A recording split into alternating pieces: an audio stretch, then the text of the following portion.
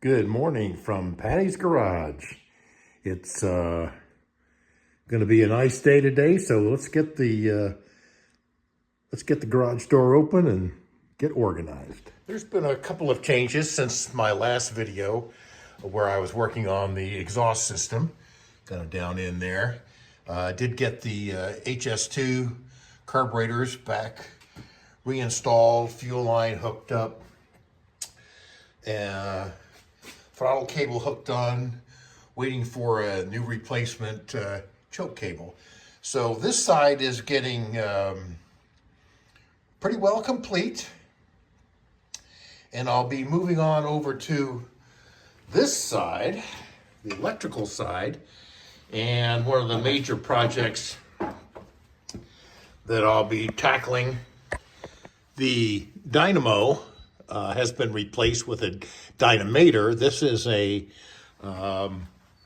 alternator with a look-alike generator case.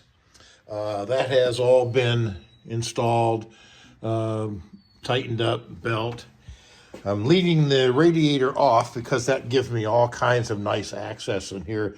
As soon as that radiator gets put on, you really can't see all of this, and it makes it a little more difficult if I need to do some adjustment on that belt.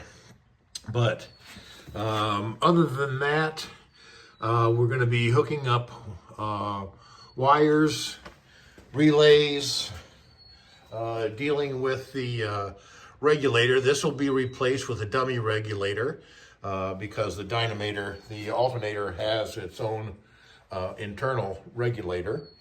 And we haven't replaced the coil. Anything that's going to kind of be in the way in this process of dealing with the electronics, I am leaving off until we get that project started today.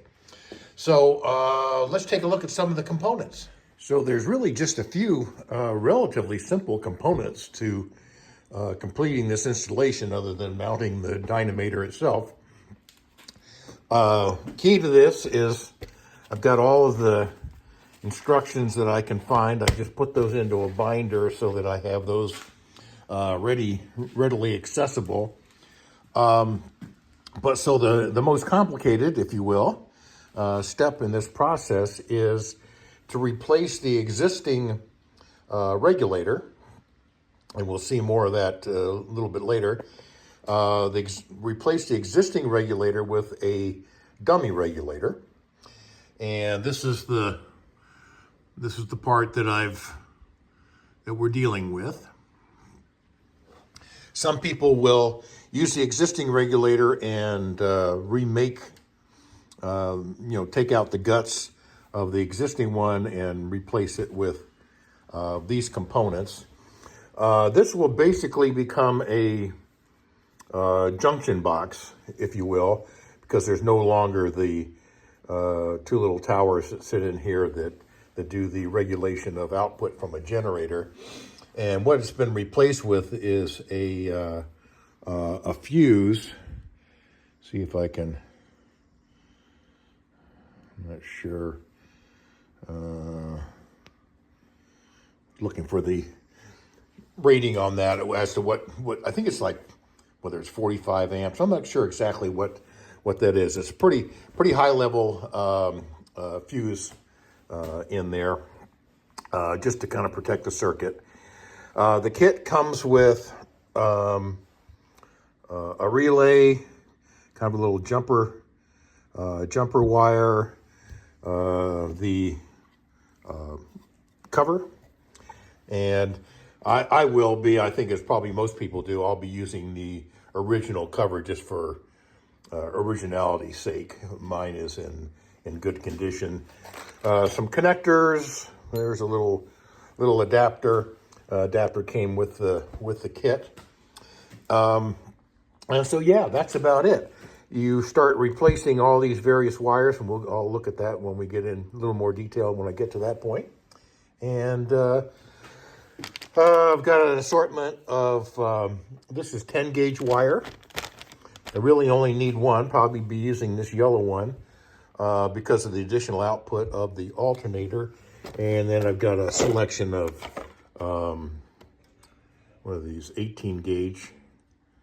I think this is 18 gauge wire. For any other little electrical jobs I need to do along the way. They come with color-coded zip ties, and that was just again just an Amazon type project.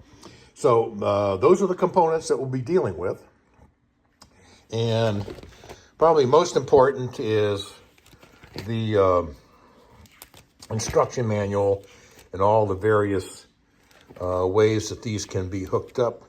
If I didn't mention it, Scarlett is we're maintaining a positive ground. So this is a positive ground alternator. And one of the key things that I've noticed, let me kind of get this up over here.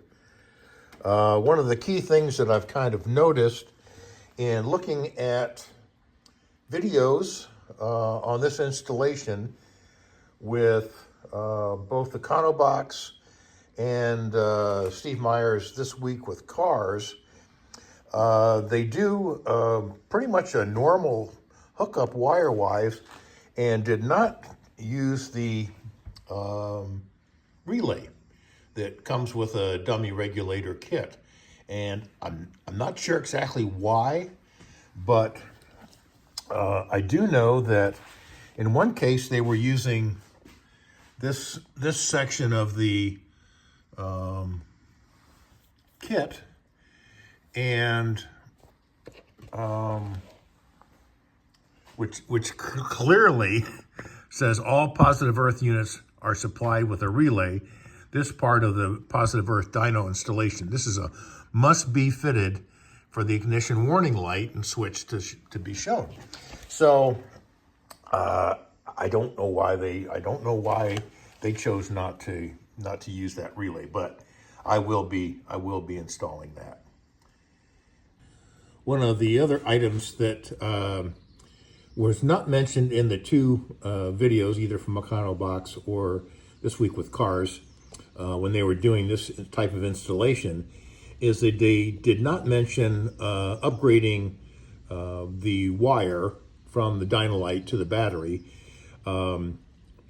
The original dynamo would not have had that large of a wire, so it's important that in the instructions here it says all wires from the Dynalite to the battery must be rated at least 40 amps. So that is why we're using this 10 gauge wire, which is in that category. I think if I could find maybe 8 gauge, I'm not sure. I looked up the amp rating at one point, and I think this is going to be very serviceable for me. But at least it's an upgrade from whatever the original wire rating was with the dynamo. So those were two kind of key points that, as I was watching a video from my gurus, my experts, that they did not mention. One other comment on this at this point is there is a video out on YouTube that is by Tudor, who supplies Dynamators. These alternator lookalikes go by several different brands, Dynalite and Dynamator, and I think maybe another one. That Tudor is one of the suppliers, and they have a very nice video showing how the relay works in conjunction with the ignition light. It's a bench type setup. They show all the wiring, they show how it works, how to test it, and so forth. So while the other two videos that I've previously mentioned did not use a relay, the actual manufacturer does do a very good job, both in their written instructions and on their videos of demonstrating why a relay is a must. One final key component is a wiring diagram. This one is by classiccarwiring.com, and it is based on the original positive ground Mark I Sprite system. And of course, there's our original control box wiring, ignition wiring, and how a generator works. This is a excellent color-coded, clearly laid out wiring diagram, and so I want to have that here at the ready, so in case I get confused as to what color wire goes where on the junction box. And I tend to have a few issues with wiring, so this is my belt and suspenders. My plan is to switch all of the wires over just exactly as they are on the regulator, and then get into the instructions and make the necessary changes to work with an alternator. Just trying to make sure that everything is set up the way it was originally on the new dummy box, then make the changes. Just a quick look at the original to Scarlet regulator, and paying particular attention to the connections, because we've got kind of a spade connector set up on this one, which is kind of a little unusual. I would have expected screw-on terminals. So just wanted to take a quick look at this, and what I'm planning on doing is removing this as a unit, installing the dummy regulator that's going to work with the Dynamator, and switching over all the wires. So I'm going to disconnect the regulator, and we'll take a look at those terminals. With the regulator cover removed, you can see the guts of it, the working mechanism with the copper coils, and how that functions. That kind of turns on and off the power transmitted from the alternator to the battery, hence the term regulator. With the original regulator removed, I now can mount the replacement dummy regulator, which will be effectively a junction box, in its place, and I'll start removing the wires one by one from the regulator and start mounting them in the exact same place, respectively, onto the dummy regulator. And I'm going to be removing the spade connectors and mounting that into the screw type junction box, if you will, and until we get that phase completed. So here's a view from the front of the engine bay with the stock regulator back here, dummy regulator here. I'm going to start on this end and work my way across, removing the spade connectors. I'll be trimming those off, preparing those to go into the screw-in terminal block. The first wire is on the E terminal, and I'm just going to snip off the spade connector. So the E terminal is that's earth on this car. Let me just see if I can strip off just a little bit of the insulation,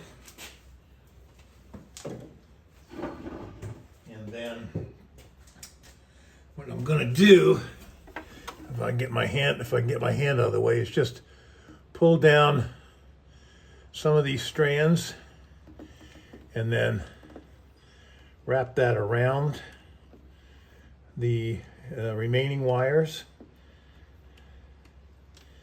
And then I'll pull down a few more, or really kind of all of them, and wrap that around.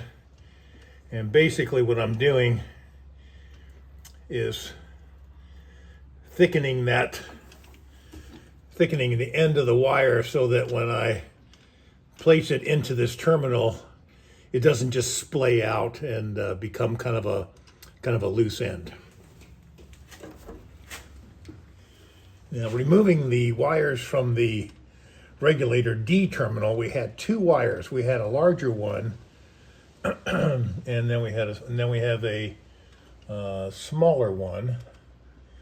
And one of these, I believe it's this guy right here.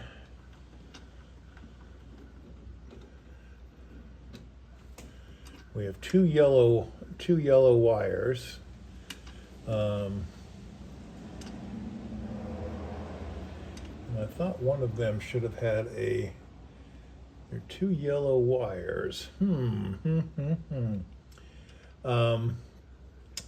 So one of these gets reconnected right over here, and then the smaller one goes to the warning light, and that we're going to leave loose for the time being because that's going to go into a relay. The wire transfers have been made, so we have our earth. Forget which now. This is going to the warning light.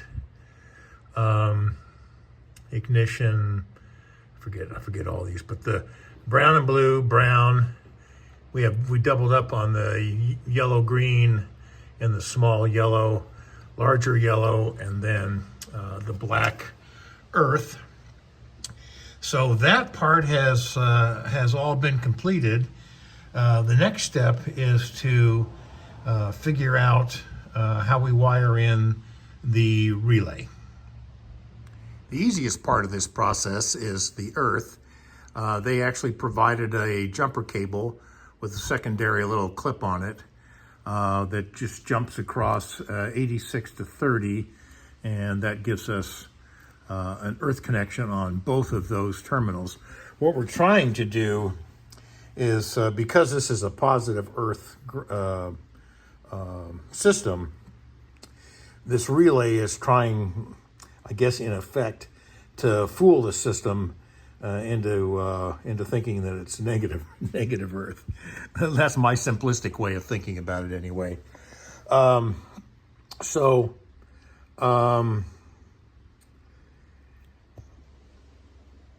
This part, easy enough. This jumper is basically what's going on right here.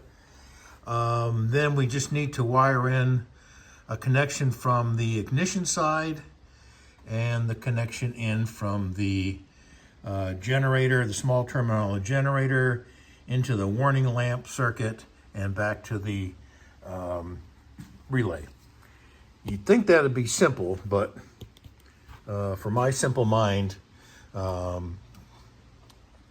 things can get complicated.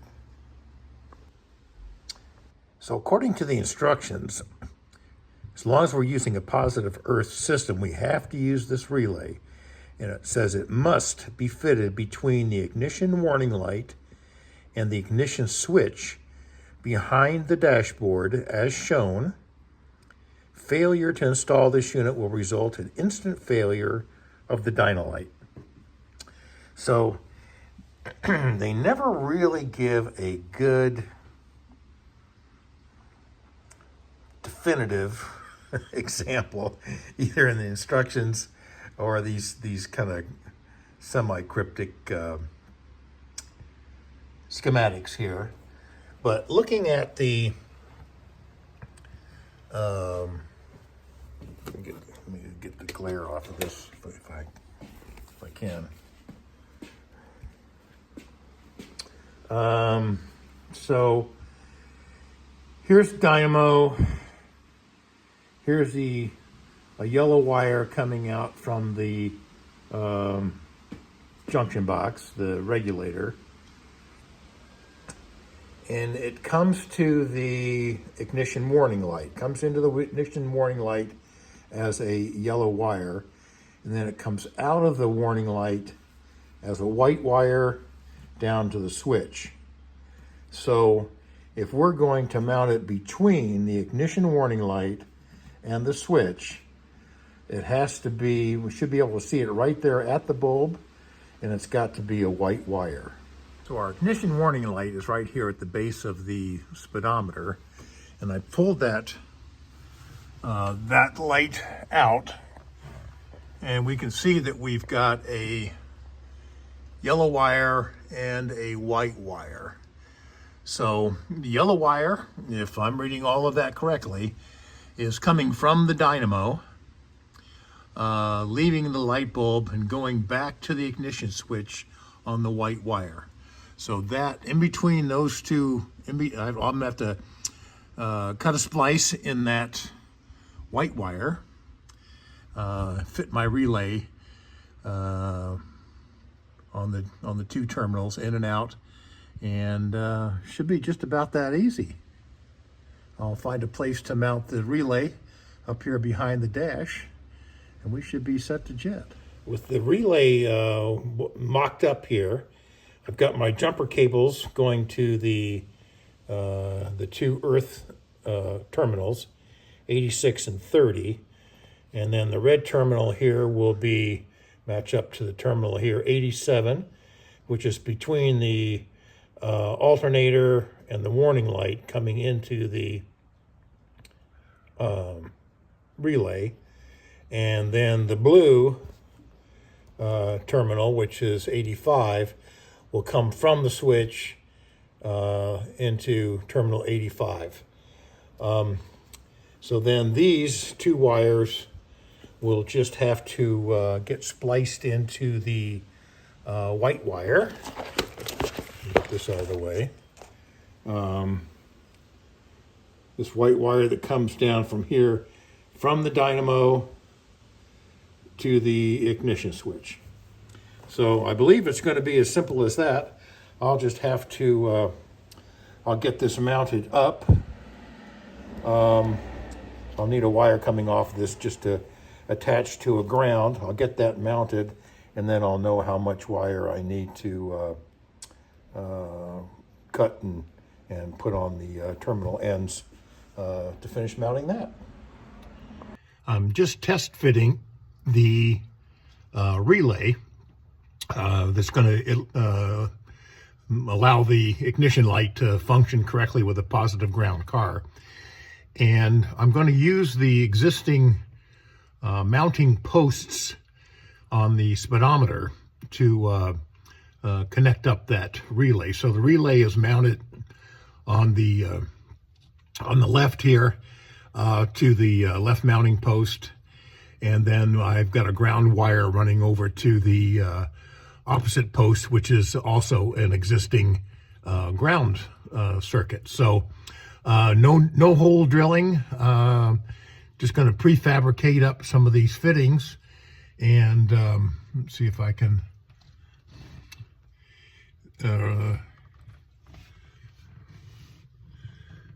not really locating the oh, here it is. This is the ignition light, and it has a yellow and white wire from it. So I'm going to pre-fit some splice connections onto that white wire, and we'll get this connected.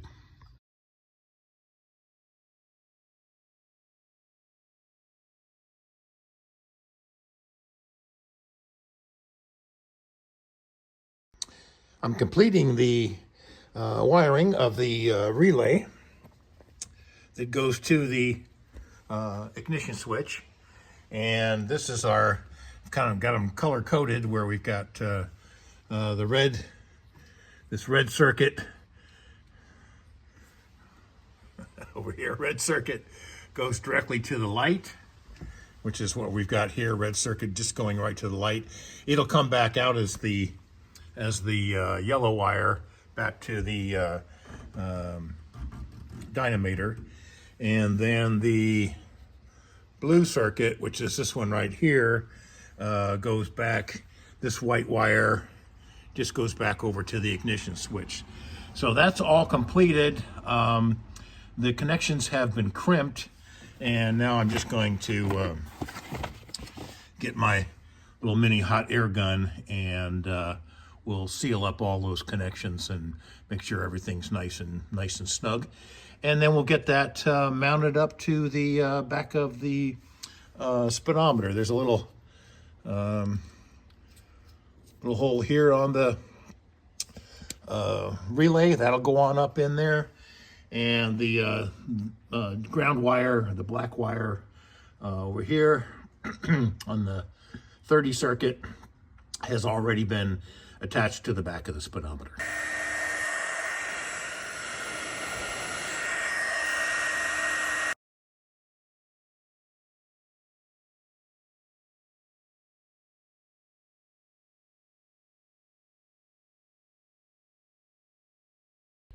And here's our final shot of the connection. Got the relay and color-coded connections on the left. Got a ground wire coming around over on to the right of this on the screen, over to the normal junction for grounds. And then in the center with the white wire and yellow wire is the ignition light. So that's the final installation circuitry for the relay on a positive ground Bugeye Sprite.